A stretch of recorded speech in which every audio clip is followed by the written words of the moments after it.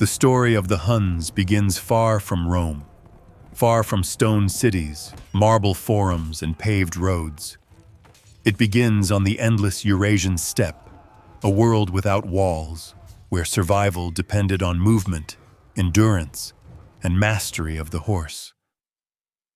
In this harsh landscape, generations of nomads were shaped by wind, cold, and constant struggle. Life on the steppe allowed no weakness. Children learned to ride before they could properly walk, to shoot arrows before they could read the sky. War was not a profession for the Huns. It was a condition of existence. For centuries, the civilizations of Europe barely knew they existed. To the Romans, the world beyond the Danube was already dangerous and uncivilized, populated by tribes they labeled barbarians. But the Huns were something entirely different. They did not farm, they did not build cities, and they did not fight in the rigid formations Rome understood. They lived in motion, following herds, seasons, and opportunity. Their homes were wagons, their wealth was portable, and their armies could appear where no army should logically exist. At the end of the 4th century, this distant people suddenly entered European history with explosive force. Pushed westward by pressures still debated by historians, the Huns surged across the steppe and into the fringes of the Roman world. Their arrival was not marked by diplomacy or warning. It was marked by fear. Entire villages vanished overnight. Frontier garrisons collapsed without understanding who had attacked them. Survivors spoke of riders who moved like shadows, loosing arrows while galloping at full speed, striking and vanishing before a counterattack could even form. The true danger of the Huns was not only in the destruction they caused directly, but in the chain reaction they unleashed. As they struck the Gothic and Germanic tribes living beyond Rome's borders, those peoples fled in terror. Men, women, children, and warriors poured toward Roman frontiers, begging for refuge. The Roman Empire suddenly faced waves of displaced populations it could neither fully absorb nor effectively repel. The carefully managed border system that had protected Rome for centuries began to crack under the pressure. Roman generals soon realized that traditional warfare offered little protection against this new enemy. The Huns did not seek pitched battles unless it suited them. They avoided sieges, ignored supply lines, and treated distance as a weapon. Their composite bows outranged most Roman missile weapons, and their horses allowed them to dictate when and where fighting occurred. Against legions trained for discipline and order, the Huns brought speed, unpredictability, and psychological terror. Roman soldiers found themselves chasing enemies they could never catch, defending borders that felt suddenly meaningless. As fear spread, so did desperation. Roman officials began to do what once would have been unthinkable. They negotiated. They paid tribute. Gold flowed eastward in exchange for temporary peace. Some Roman commanders even hired Hun warriors as mercenaries, believing it safer to turn the storm into a weapon than to stand against it. Each payment, each alliance, was a silent admission that Rome was no longer fully in control of its destiny. By the early 5th century, the Huns were no longer a distant menace but a central force shaping European politics. Their leaders understood Roman weakness and exploited it ruthlessly. The empire that once dictated terms to kings now bargained with nomads. This transformation reached its most terrifying expression under one man, Attila, whose rise would turn fear into legend and push the Roman world to the edge of collapse. As the Huns pushed deeper into Europe, the mystery surrounding them only intensified. Unlike Rome, unlike the Germanic kingdoms, they left no chronicles of their own. Everything the world knew about them came through the voices of enemies and victims, Roman officials, Gothic survivors, and later Christian writers who viewed them through the lens of divine punishment. This absence of a Hunnic voice distorted their image, exaggerating their cruelty while obscuring their origins. Yet modern historians largely agree that the Huns emerged from the vast grasslands of Central Asia, likely from regions that today correspond to Mongolia and parts of Central Asia, where nomadic life forged peoples accustomed to constant movement and conflict. The Huns were never a single tribe. They were a confederation, a shifting union of clans bound together by war, opportunity, and powerful leaders. Around the year 300, something fundamental changed. Pressures from the east, possibly climate shifts, competition over pasture land, or the advance of other nomadic groups, set the Huns in motion. Once they began moving west, the migration became unstoppable. Like a storm rolling across the steppe, they absorbed some peoples, destroyed others, and terrified all who stood in their path. The first to feel their full force were the Alans near the Caucasus, followed by the Gothic peoples living north of the Black Sea. These encounters were not balanced wars. The Huns' style of fighting was alien and overwhelming. While Germanic tribes were beginning to settle, farm, and build permanent communities, the Huns remained entirely nomadic. Their lives were inseparable from their horses. From childhood, boys were trained to ride, hunt, and fight at speed. Their composite bows, crafted from wood, horn, and sinew, were deadly weapons capable of piercing armor while fired from a galloping horse. They did not seek honorable combat or decisive duels. They attacked in waves, swarming their enemies, encircling them, breaking formations with relentless arrow fire, and then vanishing into the open land before retaliation was possible. This method of warfare shattered traditional armies and crushed morale. Against such tactics, walls and discipline meant little. The most devastating effect of the Huns, however, was indirect. Their advance triggered a mass movement of peoples that Rome could not control. Terrified Germanic tribes fled before the Huns, pushing into Roman territory in search of safety. The empire, already strained, suddenly faced enormous refugee populations. The Roman system of borders and diplomacy began to collapse under the pressure. In 378, the consequences became catastrophic when Gothic forces defeated and killed the Eastern Roman Emperor Valens at Adrianople, destroying much of Rome's eastern field army. It was a disaster from which the empire would never fully recover. From that moment on, the western provinces unraveled rapidly. In 410, Rome itself was sacked by the Visigoths, an event unthinkable only decades earlier.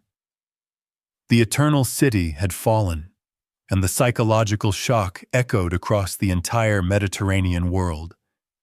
Yet even then, the Huns had not directly struck at the heart of the empire. Their shadow alone was enough to tear it apart. During the early 5th century, the Huns established themselves in the region of the Pannonian Basin, roughly modern Hungary. There, previously scattered nomadic groups began to unite under centralized leadership. Kings such as Rugila, Oktar, and Munzuk laid the foundations of what would become a true Hunnic empire. It was in this environment, around the year 406, that a child was born who would change the fate of Europe forever: Attila. Attila did not rise from obscurity.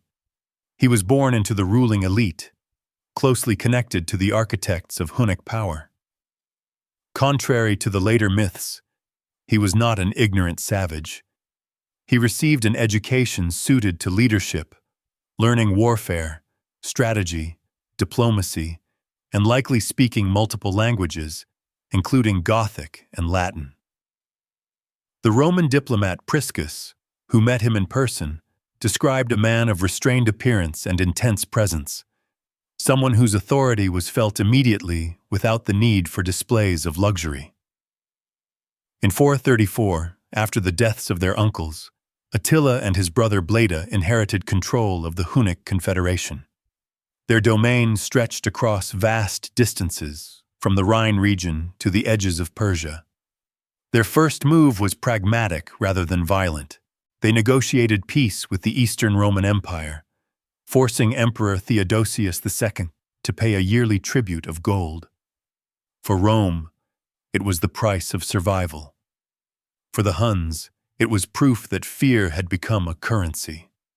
Peace did not last. When Attila accused Rome of violating the treaty, he unleashed devastating campaigns against Roman cities in the Balkans. The destruction was so severe that the empire was forced to triple its payments. Then, in 445, Bleda died under suspicious circumstances, likely murdered at Attila's command. From that moment on, Attila ruled alone. Under his sole leadership, the Hunnic Empire reached its terrifying peak. Attila ruled through intimidation, tribute, and relentless military pressure. Cities burned, kings submitted, and entire regions lived in fear of his next move. Yet despite his immense power, those who met him noted his simplicity. While his commanders feasted from gold and silver, Attila ate with wooden utensils, presenting himself as a man of the steppe, not a decadent tyrant. By the late 440s, Attila had devastated the Eastern Roman Empire and turned his attention westward. An unexpected event gave him the excuse he needed. Honoria, sister of the Western Roman Emperor, sent Attila a desperate message asking for help. He interpreted it as a marriage proposal and demanded half of the Western Empire as her dowry. When Rome refused, Attila marched. In 451, he invaded Gaul, sacking cities and spreading panic. Only a desperate coalition led by the Roman general Aetius and his barbarian allies managed to stop him at the Battle of the Catalonian Plains. It was one of the largest battles of antiquity, and although Attila was not destroyed, his aura of invincibility was broken for the first time. Still, he was not finished. In 452, he invaded Italy, destroying Aquileia and advancing toward Rome itself. Only a combination of disease, supply shortages, pressure from Roman forces, and threats to his homeland forced him to withdraw. The following year, after celebrating his marriage to a young woman named Ildico, Attila was found dead in his bed. Whether from natural causes or assassination, his sudden death shattered the Hunnic world. Without him, the empire collapsed with astonishing speed. His sons fought among themselves, and subject peoples rose in rebellion. In 454, at the Battle of Nadao, a coalition of former vassals crushed the Huns. Within a generation, the people who had made Rome tremble vanished from history, absorbed into other tribes or scattered back into the steppe. Their empire lasted little more than a century and a half, but in that brief time, they reshaped Europe forever. After the shock of the Hunnic invasion of Gaul, the Roman world entered a moment of uneasy suspension. The victory at the Catalonian Plains had not destroyed the Huns, but it had achieved something equally important. It proved that they could be stopped. For the first time in decades, fear briefly gave way to resistance. Yet everyone understood that this was only a pause.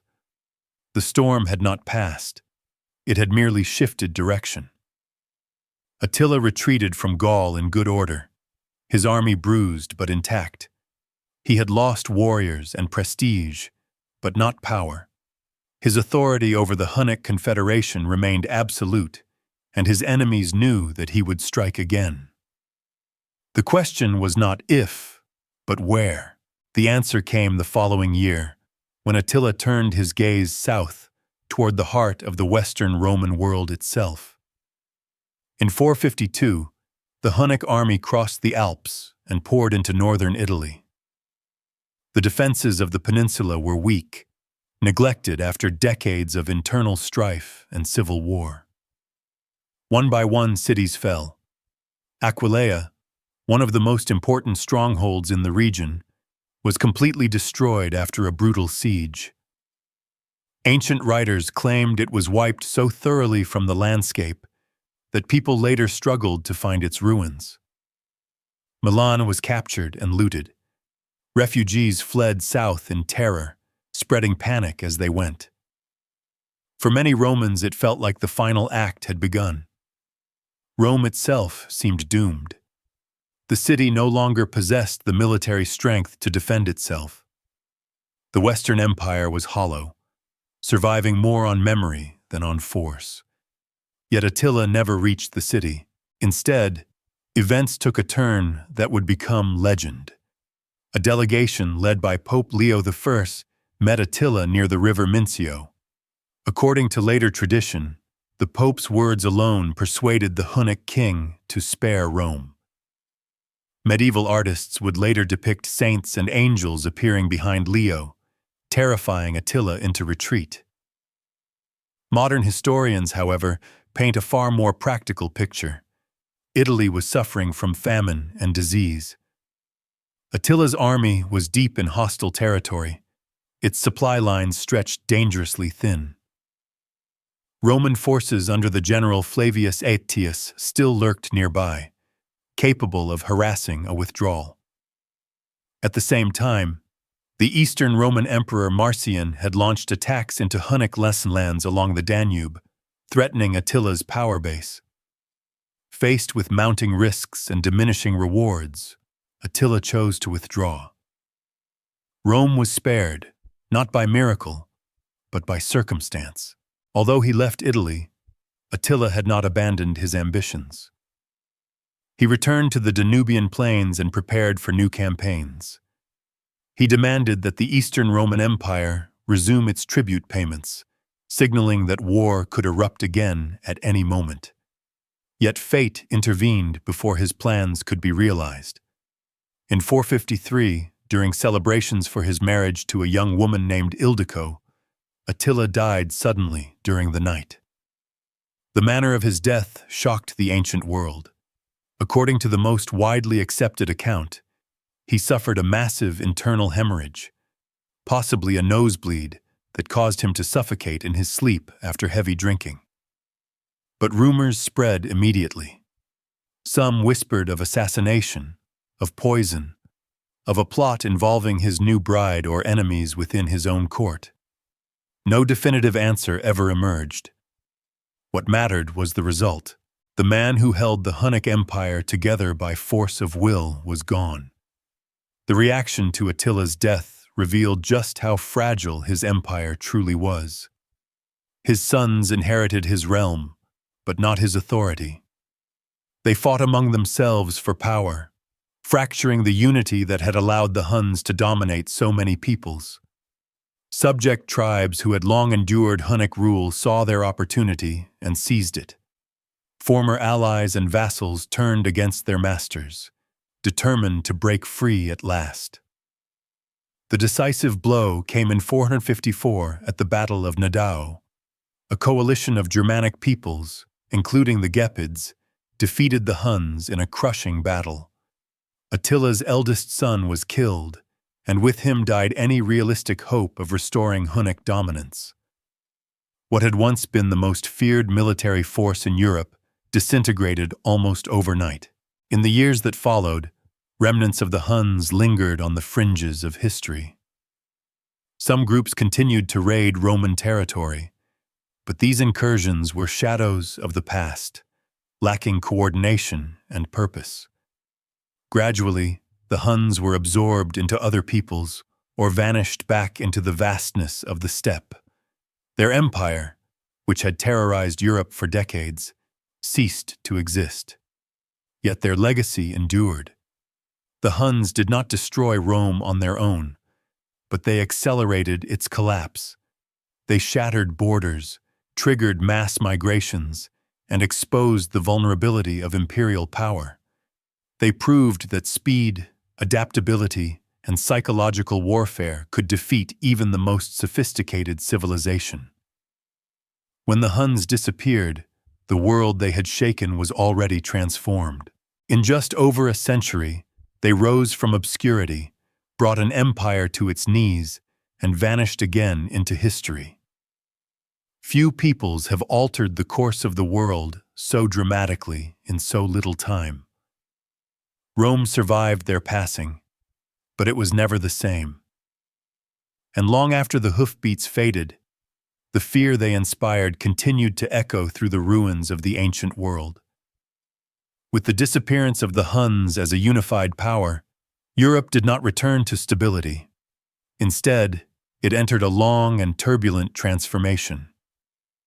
The sudden collapse of Hunnic authority created a vacuum across Central and Eastern Europe, and into that vacuum rushed the very peoples who had once feared and served them. Former subject tribes such as the Gepids, Ostrogoths, and other Germanic groups now fought openly for land, power, and legitimacy. The world that emerged after Attila was fragmented, violent, and fundamentally different from the Roman order that had existed before. For the Western Roman Empire, the damage proved irreversible.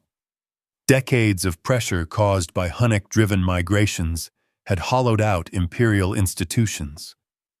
Armies were no longer composed primarily of Roman citizens, but of foederati, barbarian allies whose loyalty was transactional and temporary.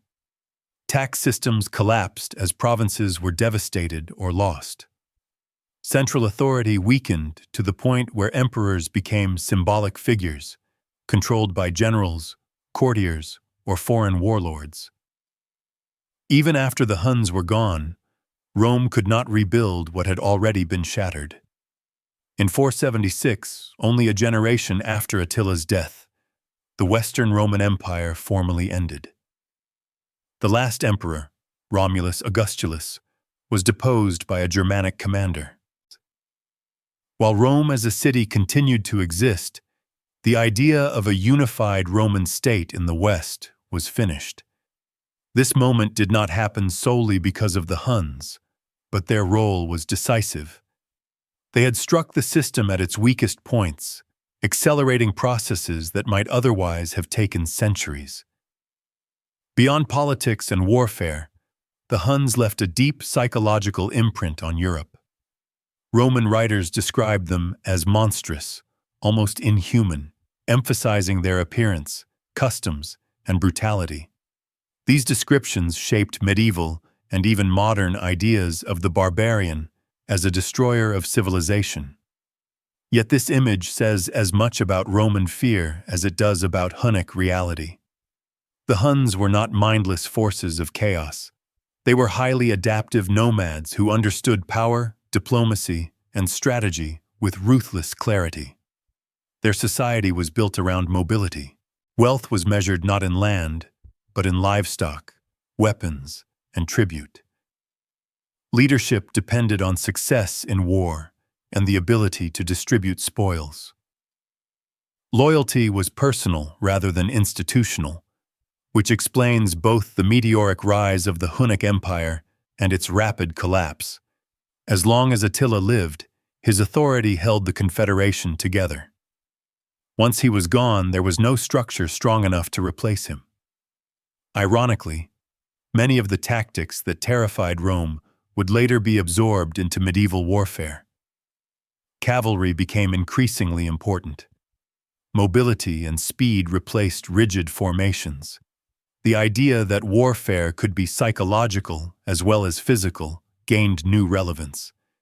In this way, the Huns did not merely destroy aspects of the Roman world. They helped reshape the future of European warfare. Their disappearance also raises one of history's most enduring questions. What truly happened to the Huns? Unlike Rome, they left no ruins, no monuments, no written legacy to mark their passing. Some were absorbed into Germanic kingdoms. Others may have drifted back east, merging with new nomadic confederations that would later appear on Europe's borders. By the early Middle Ages, the Huns as a distinct people had vanished, surviving only in memory and myth. Yet that memory was powerful. Medieval chroniclers continued to invoke Attila as a symbol of divine punishment, calling him the scourge of God. Kings and warriors measured themselves against his legend.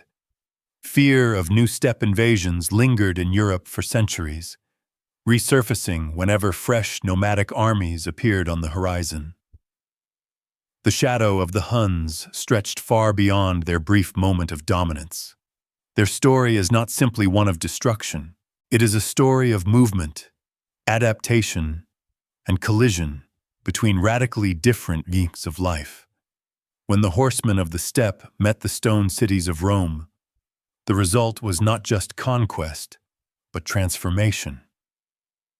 The ancient world did not survive the encounter unchanged. In the end, the Huns remind us of a harsh truth of history. Civilizations often fall not because they are suddenly destroyed, but because they can no longer adapt fast enough to forces beyond their control. Rome trembled not only because the Huns were powerful, but because Rome itself had grown fragile. And when the dust settled, a new world stood where the old one had been, shaped forever by the thunder of hooves that once came out of the steppe. In the centuries that followed their disappearance, the Huns continued to live on not as a people, but as an idea. To medieval Europe, they became the ultimate symbol of destruction unleashed from beyond the known world. Chroniclers no longer wrote about them as historical actors, but as instruments of fate, sent to punish decadence, pride, and moral decay.